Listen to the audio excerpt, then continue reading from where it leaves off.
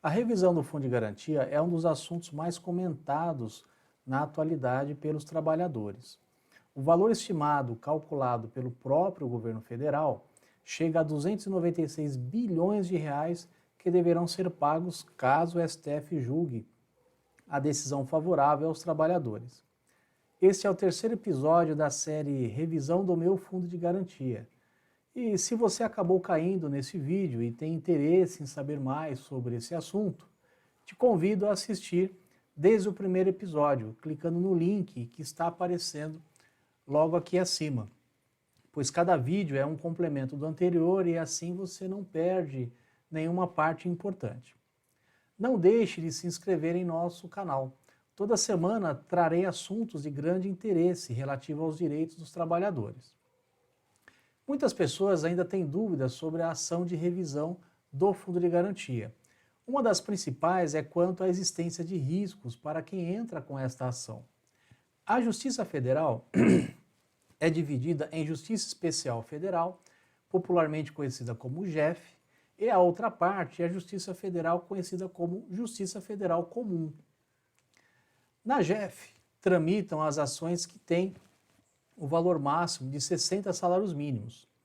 O salário mínimo no dia que estou gravando este vídeo está em R$ 1.100. Logo, o valor de 60 salários mínimos dá R$ 66 mil. Na JEF, Justiça Especial Federal, ela foi criada com o objetivo de ser mais simples, com procedimentos mais enxutos, não tão formais. Por consequência, ações que tramitam na JEF são isentas de custas de honorários sucumbenciais. Honorários sucumbenciais são os honorários do advogado da parte contrária, devidos quando uma das partes perde a ação. Na JEF, não temos isso. Na JEF, se você perder a causa, fique isento de custas e honorários sucumbenciais. Já na Justiça Federal Comum, cuja ação ultrapasse os 60 salários mínimos, se você perder a ação e não for agraciado pela justiça gratuita, pagará custas e honorários sucumbenciais. Aplicando estas informações na ação de revisão do Fundo de Garantia, caso as diferenças que tiver que receber, já aplicadas devidas correções, não ultrapassar os 60 salários mínimos, sua ação seguirá pelo JEF. Ou seja, no pior dos mundos, caso o STF negue a revisão, dando ganho de causa para a Caixa Econômica, você não precisará pagar custas e tão pouco honorários sucumbenciais. Agora, se suas diferenças na ação de revisão ultrapassem os 60 salários mínimos, então correrá o risco de ter que pagar custas e honorários caso perca a ação, visto que seu processo ocorrerá pela Justiça Federal Comum e não pelo JEF. Talvez você esteja se perguntando, então, se meu processo ficar abaixo dos 60 salários mínimos, não corro risco algum? Não é bem assim. Quando falamos de honorários sucumbenciais, seriam os honorários dos advogados da Caixa Econômica e as custas seriam as despesas de se acionar a justiça. Esses não serão devidos caso perca a ação no JEF. Mas para entrar com a ação, você precisa contratar um advogado, que cobrará para manejar o processo na justiça. E caso você perca a ação, ainda assim será devido os honorários contratuais do seu advogado, visto que o mesmo atuou no seu processo. Então, novamente afirmo que risco sempre existirá quando entrar com uma ação na justiça, por mais óbvia que seja a decisão pretendida. Mas a lei permite a você entrar com a ação sem advogado. Mas antes de explicar isso, se você tem algum tema ou assunto que gostaria que eu fizesse um vídeo aqui no canal, por favor, coloca nos comentários. Terei o maior prazer em analisar todas as sugestões. Retomando a questão, a lei possibilita que você entre com sua ação no JEF sem a necessidade de um advogado.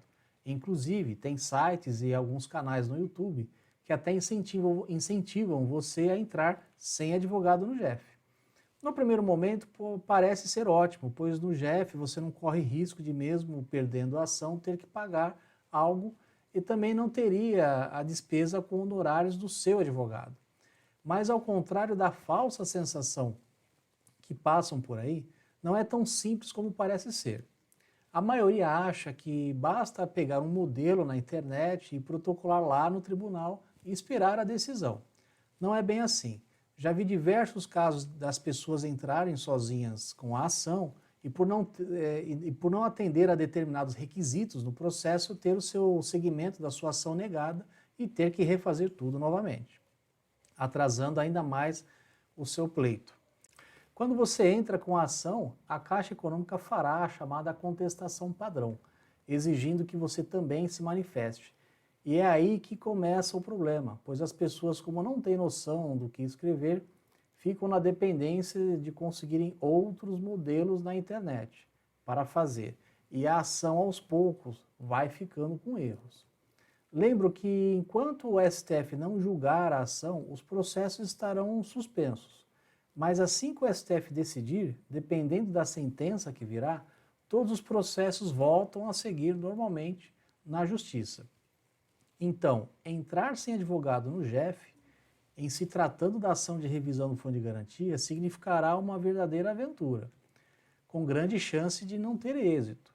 Então, muito cuidado ao decidir entrar sem advogado.